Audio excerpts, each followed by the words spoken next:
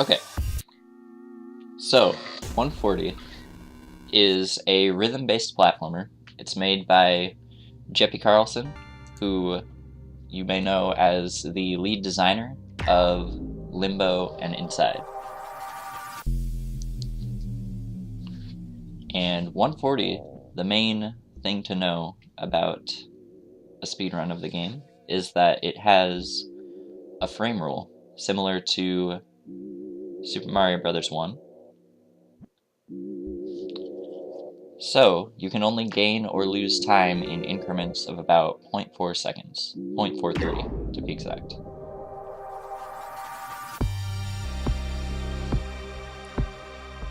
Uh, 1-1, which you just saw, and 1-2 have the easiest early activations to get.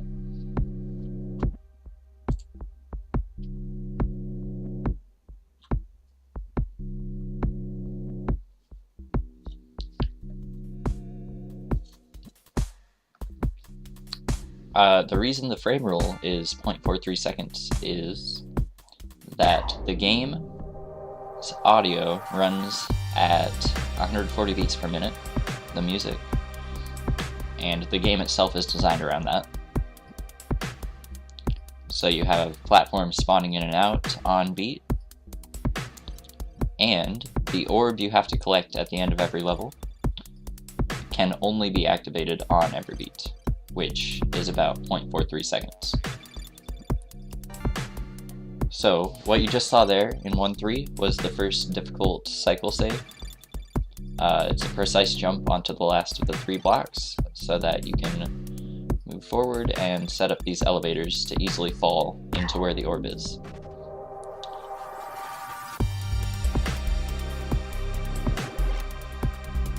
And now we have these static blocks that go up and down. Again, all according to the beat.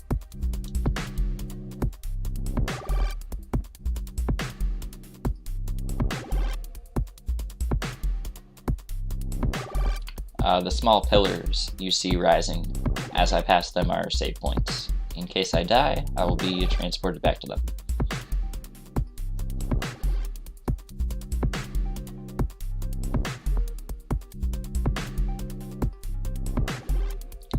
There is a theorized skip here that no one has yet proven possible.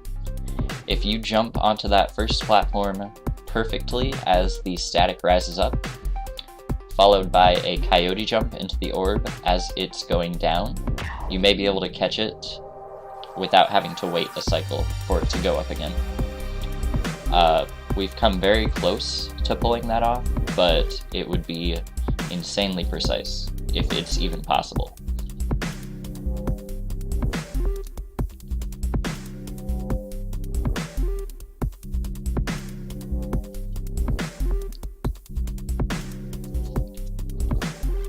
But it would also save about 6 seconds.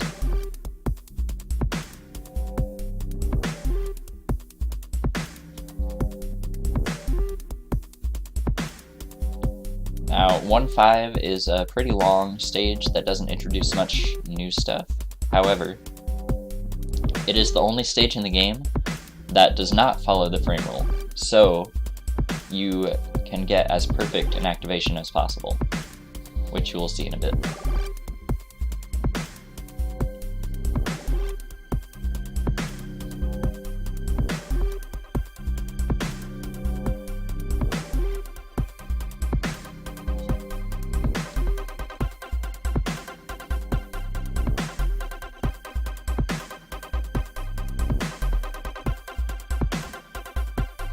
That's also a very precise jump to save waiting for the block to spawn and despawn. And I got an alright jump to the very last block, which is what determines your time save or loss here.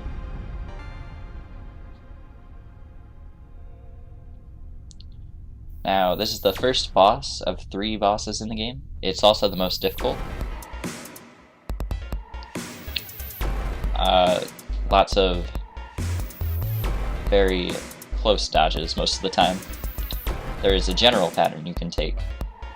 However, the other problem with the boss is that it's the only instance of randomness in the run. For one thing, the orbs may be at different places. And second, in order to get the early activation here, which I do not get, the last cube you saw flies back and forth. It likes to go a different distance every time. So in order to get the early activation in the hub, you have to have it go as far to the right as it possibly can, and then you have to get a good kill on it.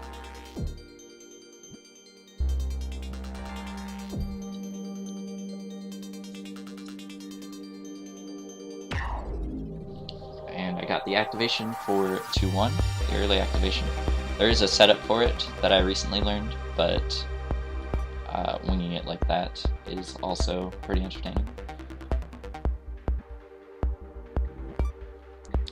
2-2 is another long stage. The only thing it introduces are these long chains of blocks that spawn in on half beats. And you saw in 2-1, there are now blocks that you touch, and then they despawn and spawn in a block in another location.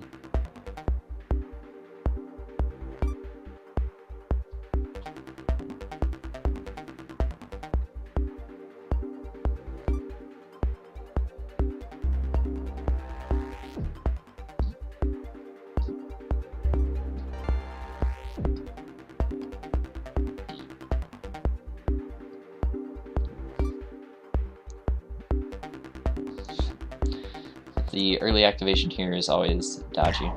You can jump off that last pillar a long time before it seems as though you can, and still make it onto the last chain of blocks. Now 2-3 has the second very difficult cycle save in the game. Right there, that's the leap of faith. It's a very precise jump under that static bar as it's not spawned in.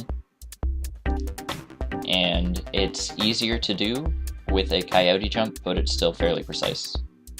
You can do it without, but it's almost impossible.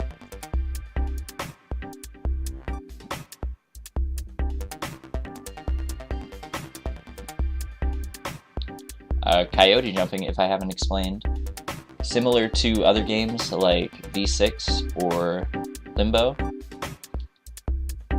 you can jump off a platform after you've already fallen off of it, in midair, essentially. And it allows for later jumps. And now 2-3 is the second most difficult early activation to get, which I don't come close to getting. It's near frame perfect, and just requires a very precisely timed jump in order to catch the very corner of the orb. And speaking of V6, this stage introduces reversed gravity. You can hear it in the music when it shifts.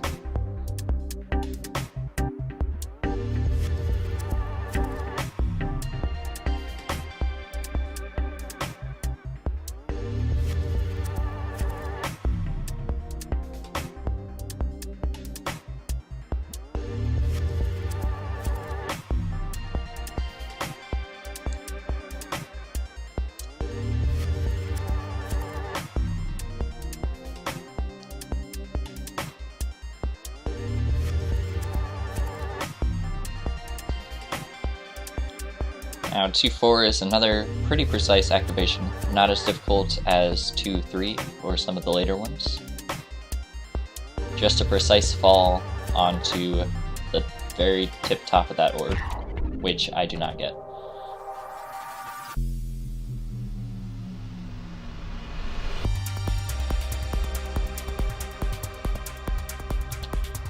Boss 2 is the easiest boss.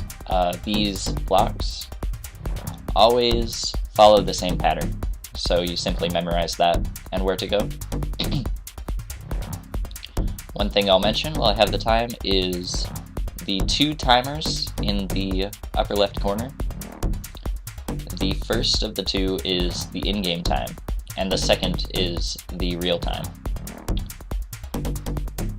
So right now marks the actual 10-minute mark of the run.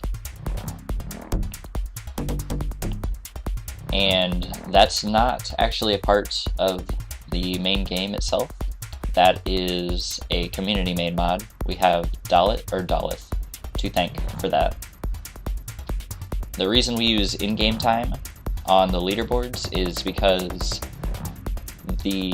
each world has to load in,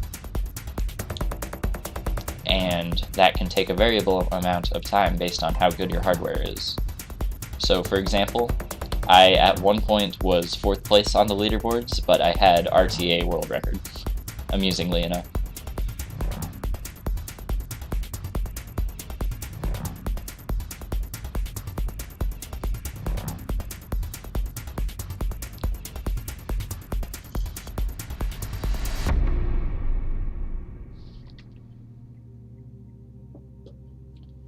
And now for the last world of the game.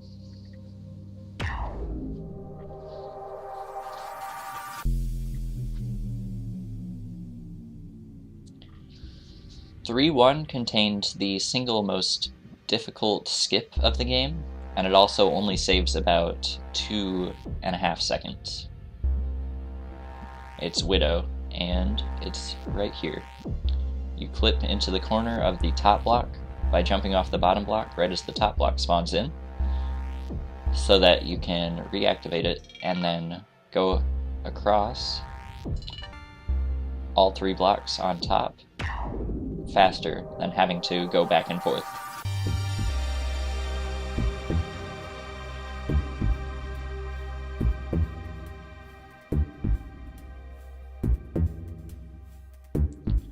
And it's pretty precise. It took me a while to get in a run. And it's immediately followed by 3-2. 3-2 is not a very difficult section of the game, but it's very tense. As you can see, you have to move pretty precisely as these static blocks come towards you.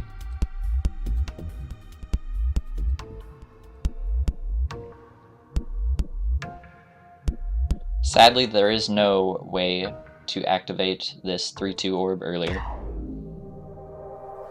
That's been extensively tested.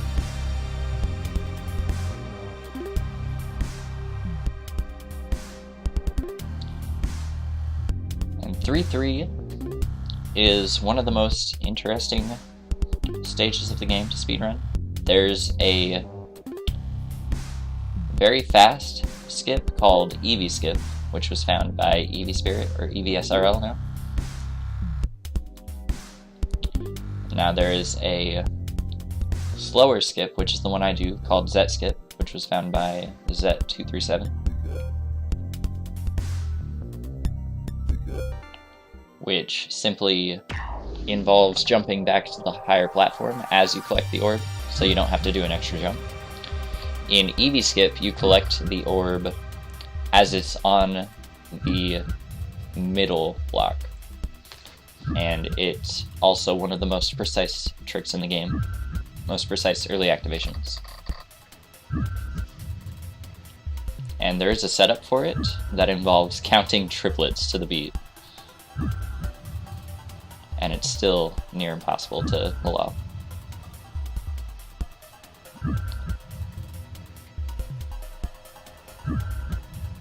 3-4 introduces these blocks that get bigger and smaller, and you can touch them when they're not doing that, but if you're touching them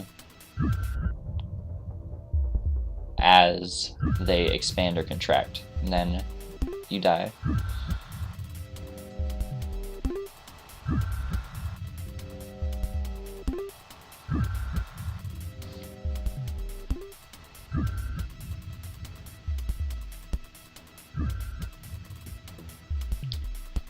.3.4 also contains the most difficult early activation, which is unfortunate as it's the last level in the game.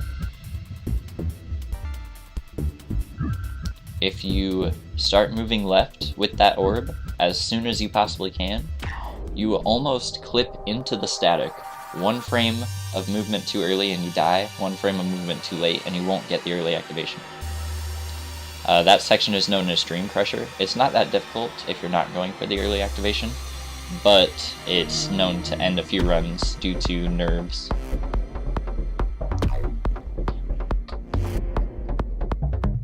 Now boss 3 starts out simple. You simply have to flip these static triangles so that they all head away from you.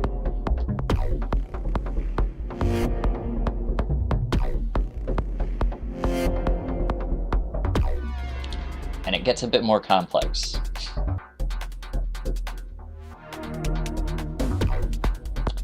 You start turning, first once, then twice, in a pattern. So you have to plan ahead and aim in a different direction than the static triangle you're trying to hit.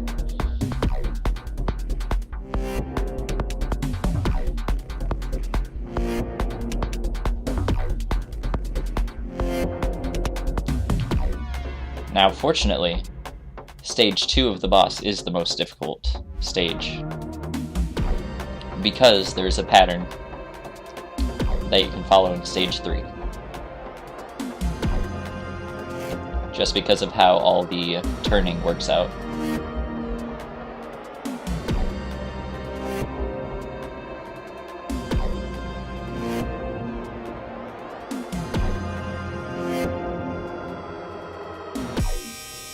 And that's 140.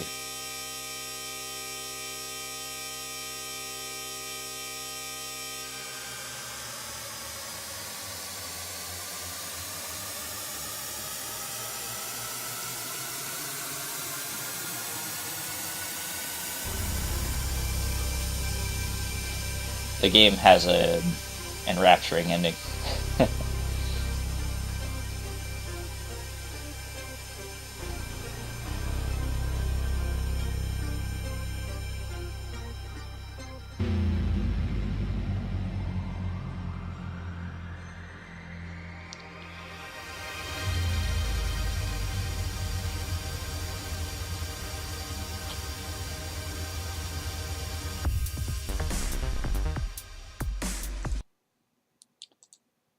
So an estimate for 140 would be about 18 minutes.